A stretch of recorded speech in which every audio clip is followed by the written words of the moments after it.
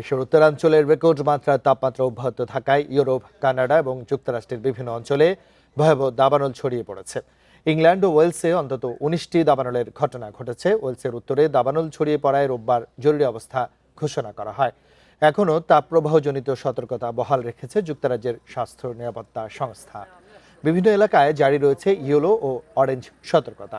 স্পেনে ভয়াবহ দাবানলের মৃতের সংখ্যা বেড়ে ১৩ জনে পৌঁছেছে। এই দাবানল দ্রুত গতিতে ছড়িয়ে পড়েছে ফ্রান্সের বিভিন্ন এলাকায়। ছোট ছোট দাবানলের কারণে ব্যাহত হয়েছে রেল চলাচল। এছাড়া প্রায় ৮০০ মানুষকে সরিয়ে নেওয়া হয়েছে নিরাপদ স্থানে। এদিকে যুক্তরাষ্ট্রের মিনেসোটা অঙ্গরাজ্যে দাবানল মোকাবেলায় জাতীয় রক্ষী বাহিনী মোতায়েন করা হয়েছে। রাজ্যটিতে মাত্র ৫ দিনে ৮০০ একরেরও বেশি এলাকায় দাবানল ছড়িয়ে পড়েছে বলে জানিয়েছে কর্তৃপক্ষ।